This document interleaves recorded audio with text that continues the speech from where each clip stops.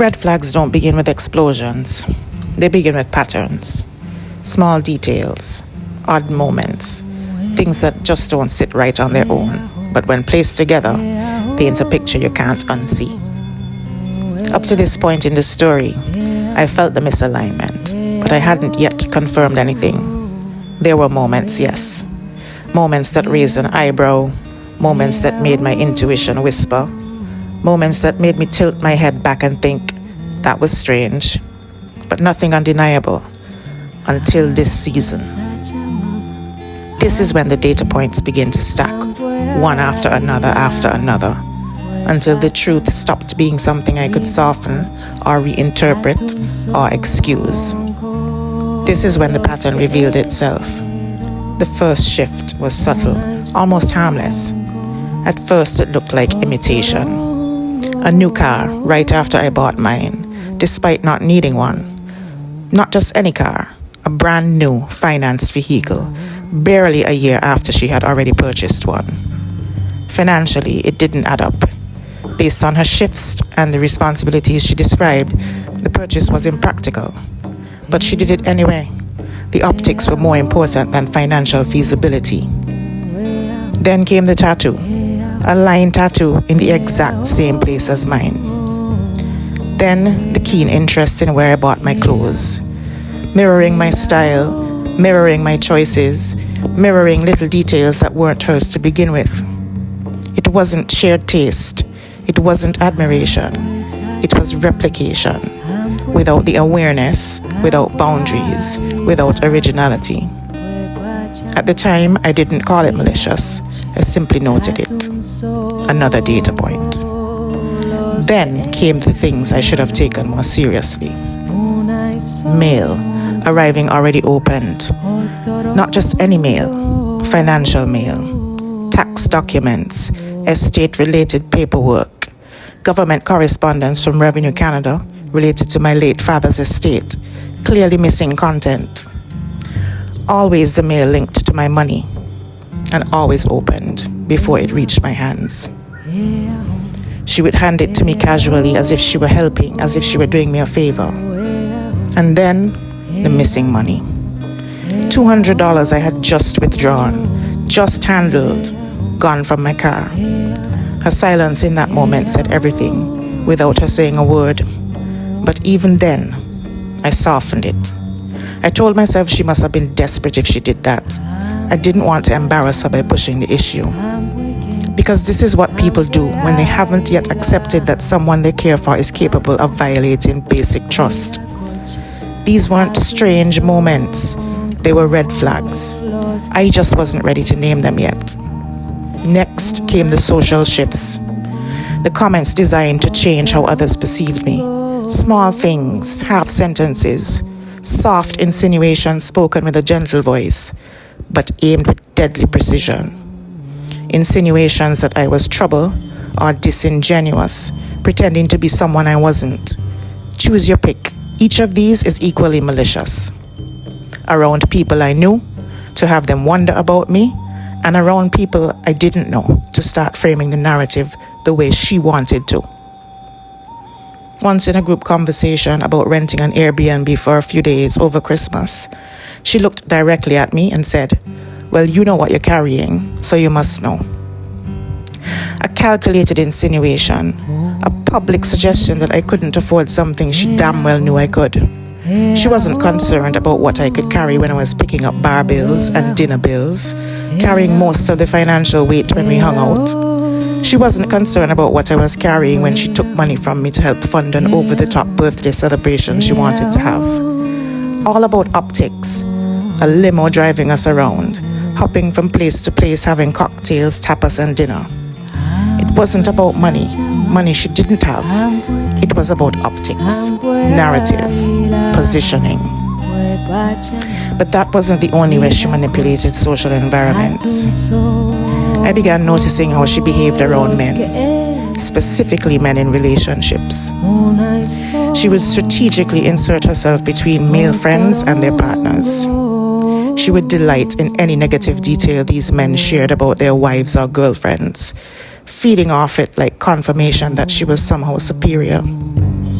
She would do small things she knew would agitate the girlfriends, eating off their plate, acting overly familiar, showing up large and in charge with her mother beside her as if they were a packaged spectacle. It was never genuine connection. It was always positioning, always about shining a spotlight on herself, always about performing small humiliations meant to chip away at other women's confidence. And she wasn't seeking single men. She was seeking affluent men who could give her the lifestyle she wanted without her doing the internal work to become the kind of woman who actually builds a healthy relationship. She was scouting, strategizing, and leaving a trail of discomfort and humiliation rituals in her wake.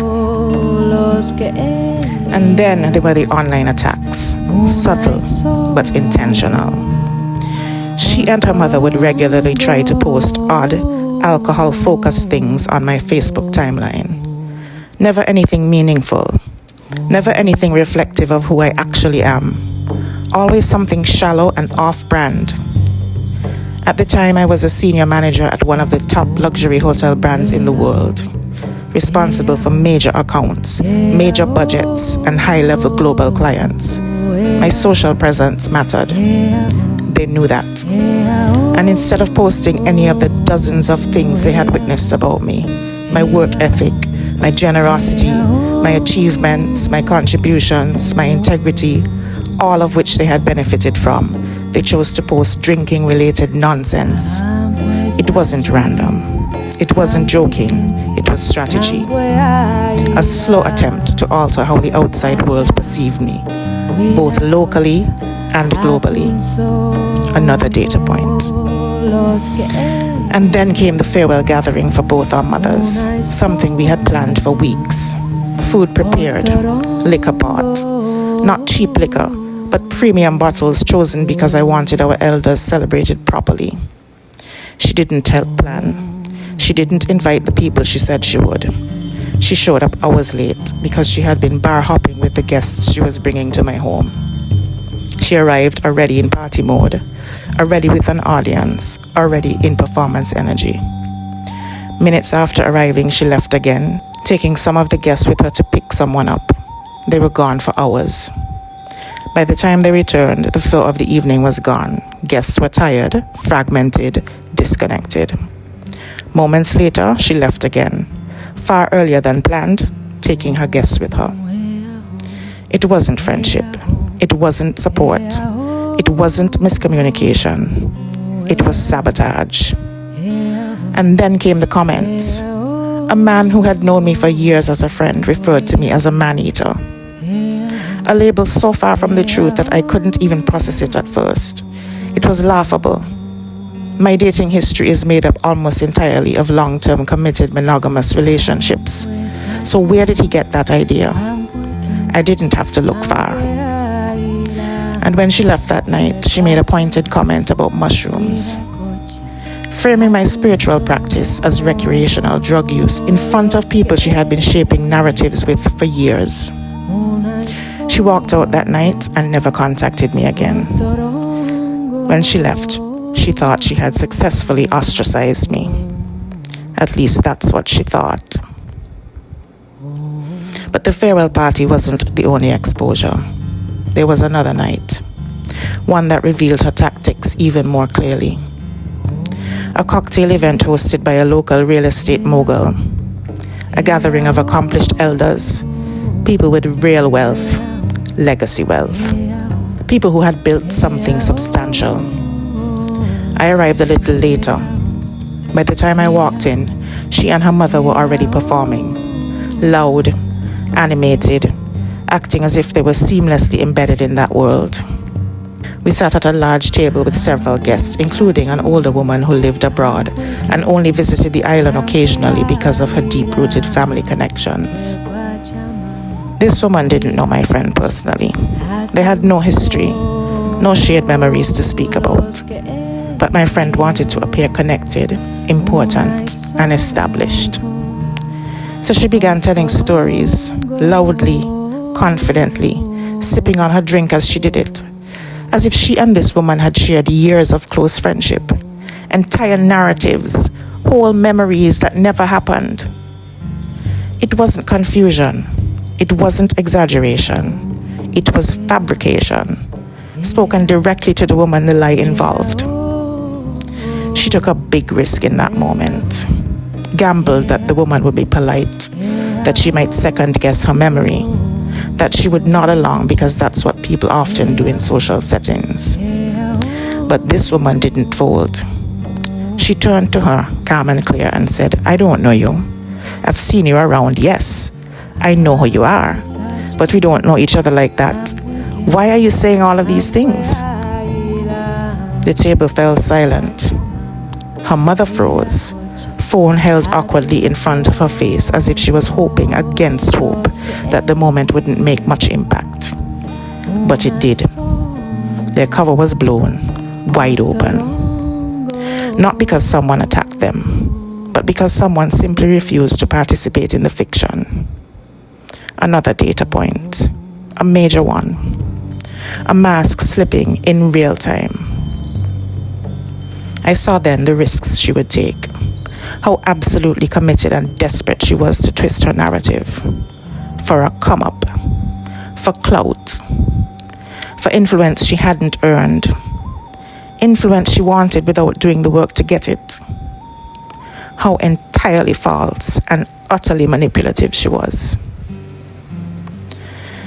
After the party, after the mask slip, after the opened mail, after the missing money, after the subtle digs, after the public insinuations, after the fabricated social histories, everything aligned.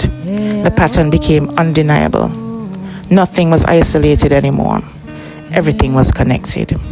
This was not misalignment. This was intention. And this moment of recognition wasn't the end of the story. This was the doorway, the threshold.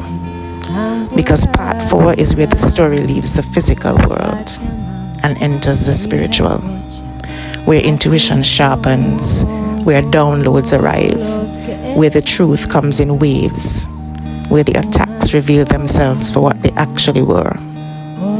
Part 3 is where the mask cracks. Part 4 is where it comes off completely.